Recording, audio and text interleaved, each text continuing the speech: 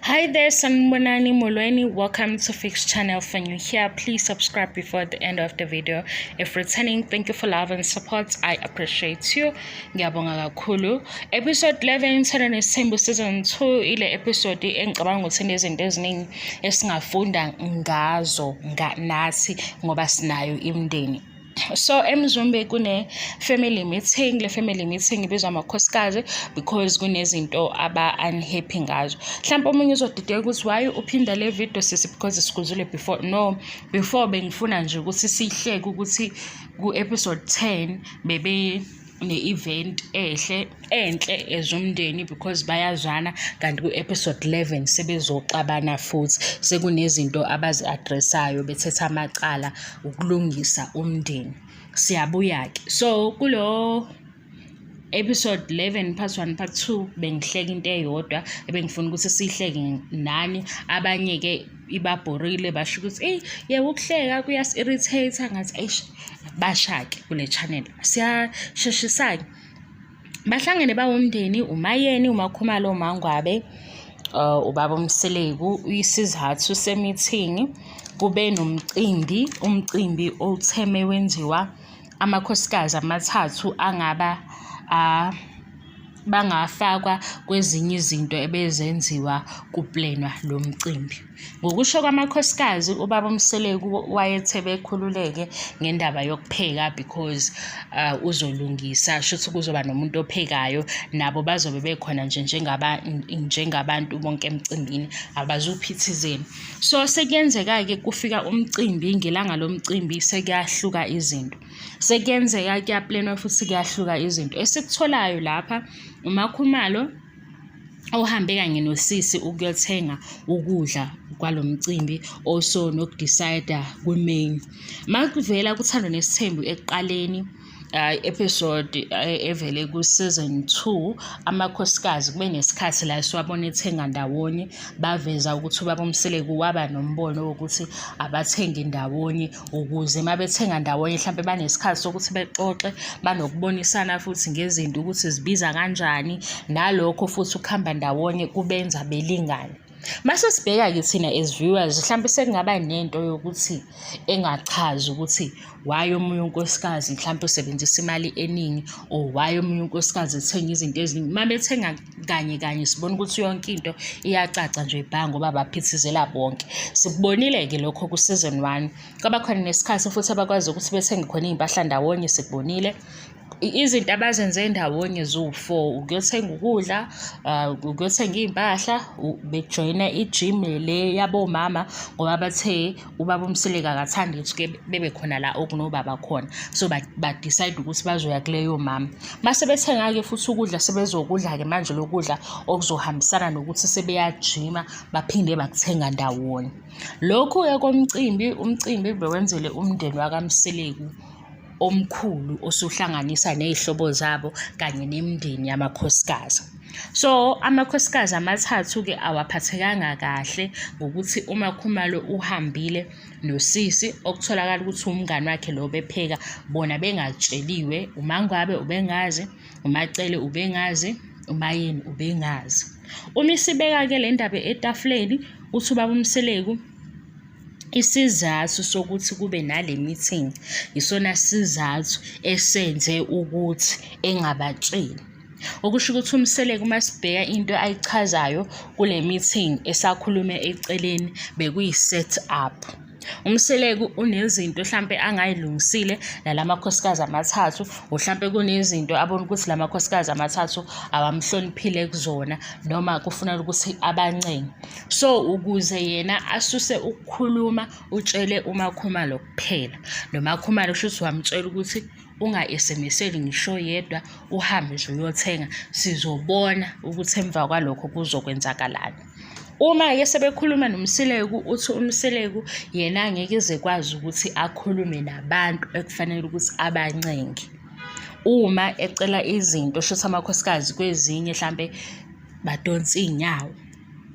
Kanti ngapha uthi uMangwabe uma ezothi akakwazi ukubancenga noma ukubatshela, kufanele ayicacise lento ukuze bazi ukuthi next time makuba nento futhi abangeni. Uyacasuka-ke uMseleku uma ngabe ekhuluma kanje uthi kanti le meeting ibizelwe ukulungiswa noma ibizelwe ukubhidlisa. Ekuqaleni uthe uMseleku uyazi ukuthi ubani obiza i-meeting, sengishilo ukuthi ibizwa uMayeni. Wathi amakhosikazi akhe njengoba ewashadile onke uyawazi njengoba enjalo, okusho ukuthi ukucabanga nokucabanga kankosikazi uyazi, ukuthi imuvi yalo nkosikazi ihamba ifike la uyazi yingakho azi ukuthi nale meeting ebizwe uMayeni, kodwa onke amakhosikazi amathathu unhappy. Kodwa-ke sekusala nokuthi if amakhosikazi lawo ku-season 1 naku-episode 10 acula iculo elilodwa lokuthi bawosisi, sebeyazwana noma bengabona abangani, sibona kusho ukuthi nakuMakhumalo likhona iphutha ukuthi enganyakaza azaqede bengazi osisi bakhe emshadweni. Inye-ke into engiyigxekayo kule meeting engayigxeka futhi before, uma ubiza meeting noma ku-discuss ngenhloso yokuthi kuzolungiswa okuyiphutha, kubalulekile ukukhuluma ngendlela yokuthi siyazwana ngoba sizolungisa. Iphutha lenzeke ngokuthi kukhulunywe imimoya iphezulu, kanti uma kukhulunywa imoya iphezulu ukhulumeka kabi. Umuntu uma ekhuluma ethukuthele unakho ukukhuluma kabi. Kungcono uma uzolungisa nje noma ngabe yini oyilungisa, noma ngabe umngani noma ngabe umuntu wasemndenini, mhlambe kukhona la akone khona, ngathi ungehla, ngathi ungaya kuye usuthe ukwehla umoya ukuze manikhuluma akuzwe kahle naye futhi akwazi ukuphendula kahle, ulizwe iside lakhe. So esikubonile kule meeting, amakhosikazi asheshe akhuluma ngale ndaba, asisho ukuthi ku-wrong lokho. Kodwa manje uMakhumalo naye unkosikazi eMzumbe, unkosikazi kaMseleku, noma ngabe unephutha angeke bekhulume naye, kube sengathi bakhuluma nengane. Ngikusholoni lokho mase kuzophuma ukuthi kumuntu omdala guys, hayi angivumi. Bayakhuluma-ke, uMakhumalo uyasho-ke isizathu sokuthi umngani uyena ofonele yena, akusibanga uMakhumalo ofonele umngani, kodwa umngani kaMakhumalo kodwa guys asikhulumeni iqiniso, umngani kaMakhumalo bezotholakala kanjani ezopheka? Ubengeke vele azi ukuthi kunomcimbi. Shuthi into ecacile uMakhumalo ukhulumile nomngani, kwase kuba ukuthi-ke uma esezohamba eyothenga, umngani waphinde wacabanga yena uMakhumalo, ngoba phela shuthi noMakhumalo umthintile umngani wathi nali itoho uzobamba imali encane. Nomngani naye maseyothenga wathi kuMseleku, ngoba uMseleku osho lokho othi uthena usisi Nobantu angeke ekwazi ukuphatha imali eningi ehambe yedwa, so uzodinga ozomphelezela kumakhosikazi, ngoba uyazi ukuthi ubaba uMseleku unamakhosikazi. Uma-ke usisi Nobantu azi ukuthi uMseleku unamakhosikazi, wayesecela unkosikazi oyedwa. Kodwa-ke futhi kune-answer esobala, lo nkosikazi amcelile umngani wakhe, kanti futhi vele lo nkosikazi wuye osebenza khona lapha ekhaya ophathelene ney'ndaba zemali, okungabukeki kodwa kuyinkinga. But ngesimo sokuthi kunomsebenzi, ngoba vele into eyenzakalayo-ke guys emakhaya uma kuba nemisebenzi, kakhulukazi futhi komama, yibo abake babe nezinto nomzala kuthiwa ubani akasebenzanga, ubani nje lokho kukhuluma nje into enormal, into eyenzakalayo, kodwa ngathi ngalungiseka yona, ngoba iyalungiseka ukuze kungabi khona oyedwa mhlawumbe othi mina ngisebenza kakhulu, mina ngiyazi nje ukuthi ekhaya uma kwenziwa into yimi othwele. Ukuze singabi naye lo thwele, iyadingeka le meeting enje ngale yaseMzumbe, kodwa nakhona kube yi-meeting ekahle, ngoba phela sikhulumela ukuthi siyabonisana. Ifikile-ke indaba, wathi uMseleku into aseyibonayo, amakhosikazi akhe lawa amathathu ahlanganyele uMakhumalo. Ngathini kini? UMseleku ukhuluma ngathi wake waba uminista waleli qembu elibusayo. Hey, abekho abantu abakwazi yabo, mangalandela ominista baleli qembu elibusayo bazokutshela into oyaziyo, ugcine nawe uzwe banendlela yokubeka into. Bayawenza amaphutha la phambi kokuthi siwabone, kodwa banendlela yokuthi beyijike yonke lento isebenze kwi-favor yabo. UMseleku usho ekuqaleni ukuthi la makhosikazi uyawazi. Maye wazi osekusinikeza umqondo ukuthi already mayetshela uMakhumalo yedwa wenza iphutha. Why? Because yena uyawazi amakhosikazi ukuthi azo-reacta kanjani kulento. Useyenzile-ke yena i-move yakhe yokukhulumisa amakhosikazi. Uma sekune-meeting okuyena oyi-instigator, uyaphinda futhi uzothi manje la makhosikazi ahlanganyele uMakhumalo. Nje uye osethe apho uMakhumalo, noMakhumalo wavuma. Asazi ukuthi-ke kwisayidi kaMakhumalo ingoba ubehambisana nomyeni noma naye ubefuna vele kwenzeke ngale ndlela osekwenzeke ngayo ukuze kugcineni kuzokhulunywa. Ngoba indlela uMseleku uwazi ngayo amakhosikazi, noMakhumalo ngoba uhlala eMzumbe uyazazi izinto angathi mayezenza zibonakale zingahlali kahle kosisi bakhe masibabeka ngokwi-level yokuba amakhosikazi. So mase kuvelile ukuthi into eyenza ukuthi kube nale meeting ukuthi bazi ukuthi kwizinto ezenziwe ekhaya kuplenwa kanjani, zihamba ziphelephi, nanokuthi kungabukeki sengathi uMseleku noMakhumalo abenza izinto nabo bekhona bamakhosikazi. Wathi kuyakuzwa-ke lokhu uMseleku useyaphuma manje. Isizathu sokuphuma ufuna ukubona ukuthi le meeting ingaye noma ingoMakhumalo. Mayephuma-ke yila amakhosikazi-ke esesala noMakhumalo sebeyaqhubeka-ke nokukhuluma, sekukhona uMakhumalo. Ilana-ke sengithi mina ukulungisa iphutha kodwa ulungisa ngomoya ophezulu akukho right. Kuyadinga ukuthi noma into ikucasulile masubuyela kuye lokucasulile, noma unaso isizathu sokuthi ukonile, buyela ngendlela yokuthi umoya wakho sewu-right ukuze mawumtshela akwenzile okuyiphutha kuzobonakala kuyiphutha. Because mawuzofika komunye uthetha noma ukhulumela phezulu, ngisho ngabe u-right uzwakala u-wrong ngoba akusiyo vele indlela okhuluma ngayo le yokukhulumela phezulu nokumemeza. Sikubonile-ke lokhu. Uthena uMayeni uMakhumalo uyabenza eMzumbe kube sengathi unkosikazi yedwa.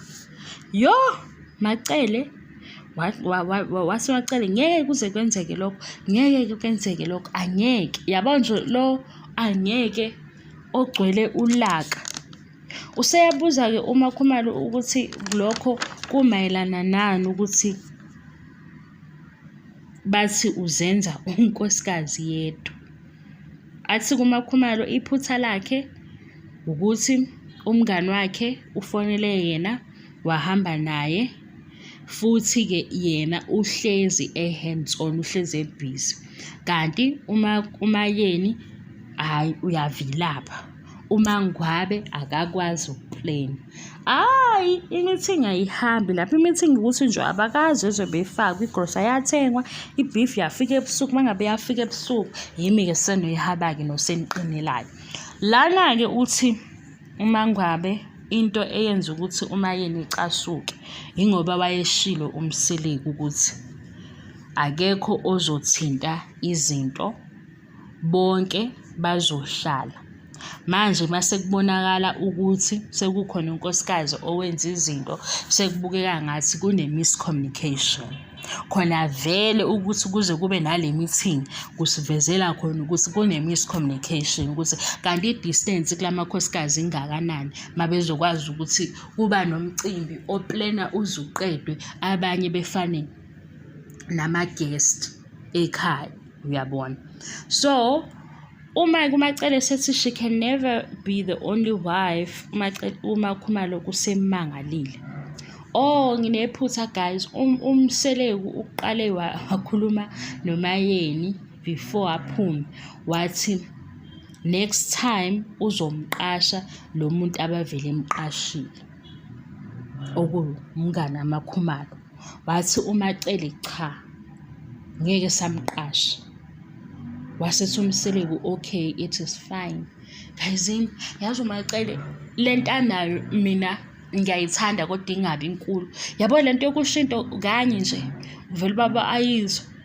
Ngiyayithanda kodwa ingabi inkulu ngoba yabo masinkulu abantu masinkulu abantu bawusuke becabanga ukuthi unento. Yabo lento yokusabeka kodwa ingabi inkulu ukuthi nje ngempela siyayibuza yina sesiyahleba.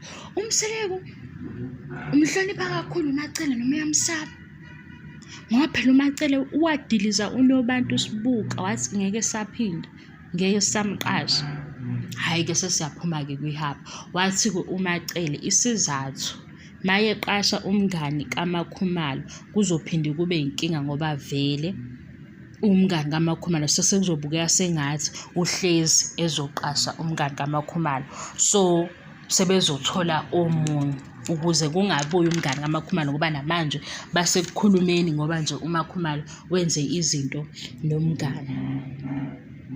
Uthi uMakhumalo uMayeni uthi akaze amfonele kodwa vele bona abafonelani uMakhumalo noMayeni. So makuMayeni angafonelani ke naye waye uMangwabe engamfonelanga ngoba ke maye ngamfonela uMayeni ake sithi kune issue phakathi kwakhe ke noMayeni lena bangeke beze beyikhulume la kusho ngoba sekukaningi silobu sithi kuzothi ba iqhume le yabhoma siza ukuthi kanti kwenzakalani uMseleku wathini ngoba phela yona inento eyashiwo uMseleku le ephakathi kaMakhumalo noMayeni mawuyitadishisa kahle ngoba phela akuhlangani ukuthi uMayeni kwaba negap kule gap ekhona kwaba umngane kaMakhumalo number 2 kodwa uMakhumalo after uMayeni. Yabo nje mhlambe igida khona lapho lento yabo ekhona kubona bobabili kodwa yithina mase sihleba sesesana ukuthi phela bayakhola abasahlangani yini beyiayini. Phumani ke indaba benza abantu phumani nibuye ke nizelana. Athi ke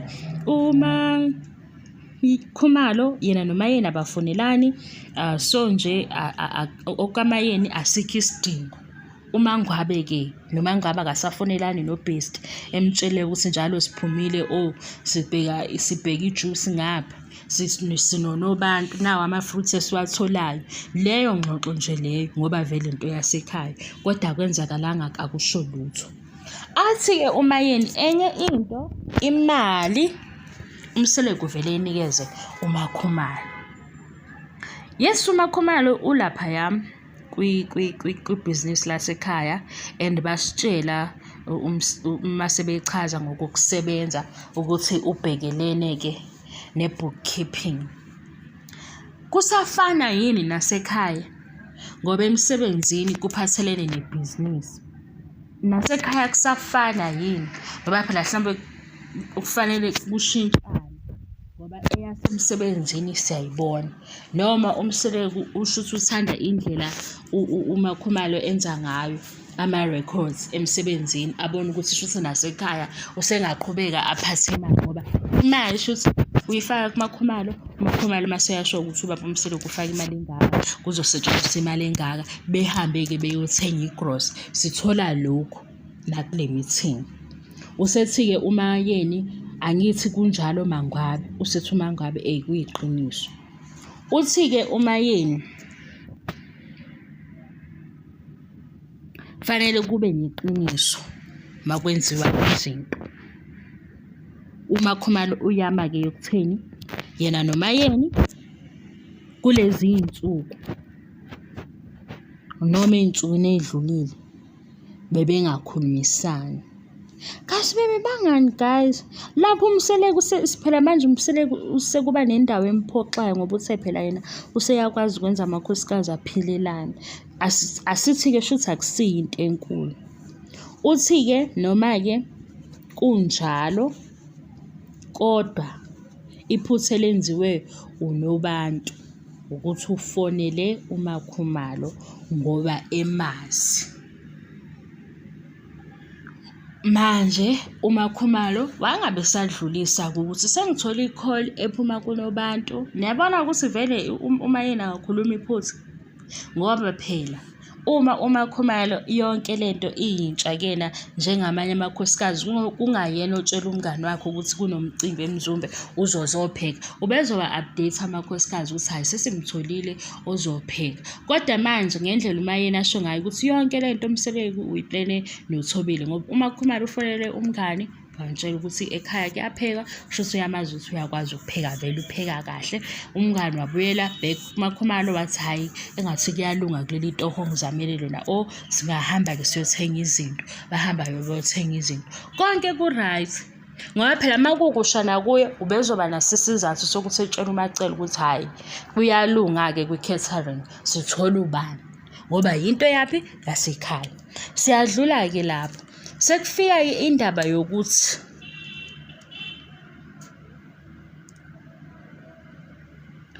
uMacele kukhona into ayizwile ngoMayeni, manje naye le isiyabashisa. Ilena-ke sifaka ingane le engasiyona ingane, le ngane isiney'ngane, nayibona leyo ngane, ehena-ke. Ngiyadlala guys, ngikhuluma ngosibindi, shuthi naye yabona nje le episode le yaku-11 iphika yonke into esibuke ku-10, ngoba usibindi uma konke ku-right ekhaya yini ezomenza athuswe ukuthi uMakhumalo hamba uthatha ummesekini. Ngiyalizwa igama lokuthi ikini ukuthi linokubandlulula, kodwa manje uma ekhaya kune-peace, kunomoya wokuthula nomoya wokubumbana, ungathuswa yini ukuthi kuthiwe ikini, ngoba vele ukuthi ikini kusho ukuthi kusekhaya. Kodwa manje uma kusho ukuthi kukhona nje lokho kuhlukana okuncane, uma uyingane uma usungezwa kuthiwa hamba uthatha ummese lapha kini, usungacabangi nawe usho ukuthi shuthi ngapha kulenye indlu akusikho ekhaya. Kanti uma kungekho nkinga nje kune-peace, nomama nabo mabeqala iculo nomunye uyalekelela ahlabelele kube ingoma eyodwa, angeke uthuswe igama elithi kini. Niyayibona leyo ndaba? Sekufika le ndaba-ke, yiyo-ke le ekuthiwa-ke isiwumsuka wale meeting. Le meeting isiphumile manje ukuthi amakhosikazi awafakwa amaplena, sekufike la okuthiwa uMpumelelo akalanda ummese, mayelanda ummese kuthiwa ulande kini. Manje uMpumelelo mayesezwe igama lokuthi kini, useyahamba uyotshela umawakhe. Hhayi-ke umawakhe-ke namayesezwe ukuthi uMpumelelo uzwe ethi kini, akasayithathi futhi ngenye indlela, usethi shuthi uMakhumalo ngabe ubandlulula iy'ngane, uyahamba uyotshela uMacele. uMacele ukuthi-ke akekho umuntu ongatshela iy'ngane lawo ukuthi lana kukuphi. Lonke leli gceke kukubo. Nafuna ngimxoxele ukuthi umamkhulu uthi lonke leli gceke kukubo, kodwa indaba kaLandla akayizwisisi kahle yokuthi ahlale-ke kwenye indlu egcekeni kubo. Asikho-ke lapho, ngiyanikhipha ekuhlebeni.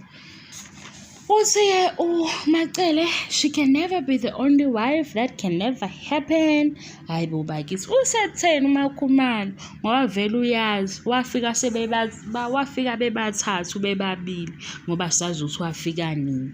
Nakho ukuthunywa mhlawumbe uyasaba ngoba noMakhumalo naye hayi, naye ngibuye ngimjaje uMakhumalo ukuthi ezinye izinto shaya phansi ngonyawo. Uthi cha, njengabanye kuye kubonakala nje ubhalansi, ngoba manje leyo ukuthi kuzothiwa Makhumalo nakho akuvumi.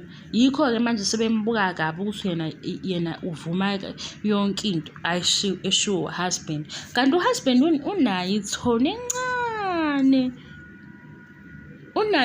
encane, yokuthi bafika bephethe ama-suitcase, wabakhela izindlu, wabathengela ney'moto, ngoba wasitshela lokho ku-episode 1.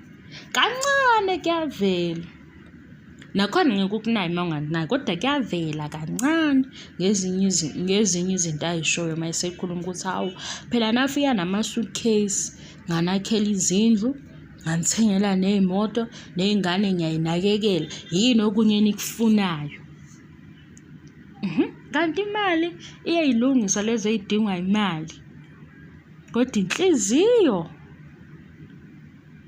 inhliziyo mabethi mentally, emotionally, zonke lezo zinto lezo masebezisho ngohlala khona, imali ayizilungisi. Lezo zinto lezi ezikuxukuza emqondweni. Hayi-ke guys, iphele kahle i-meeting. Yaphela sebefike la esebepholise khona umoya. Washo-ke wathi uMakhumalo usebona ukuthi isizathu sokuthi-ke kube naloku kushisa yilokho okushiwo uMpumelelo. Ubengazi ukuthi uMpumelelo engaba isizathu sokuthi bexabane. Kanti cha, uMpumelelo uede kulokhu okwenzeke ekuqaleni. Okwenzeke ekuqaleni, uMseleku ubefuna ukukhulumisa amakhosikazi akhe ngokwazi ukuthi vele indlela ezoba lula ukuthi uMakhumalo abe busy, uMakhumalo futhi amsize, uMakhumalo ahambe nomngani wakhe. Uma esebuyile amakhosikazi azobona ukuthi-ke hawu thina sahlala sangenzi lutho. uMseleku uma seyabuya-ke ezobatshela ukuthi angithi nina nihlezi ngifuna ukuthi ngimncenge, uMakhumalo angimncengi, ngimtshela into kanye ayenze, nina nifuna ukuthi ngimncenge. Ngoba wazi wathi uMseleku, mina ngiyaqala nje ukuthi ngithole uMacele esemzumbe kungonakale lutho ngoba uMacele akajwayele emzumbe. Sathi hawu, kanti uMayeni wayengaqamba mangukuthi yiba bazoba nenkinga nomuntu ozemzumbe. uMacele uyishayela umoya lesiphakhi emzumbe, afike ngalelo langa akabajwayele emzumbe.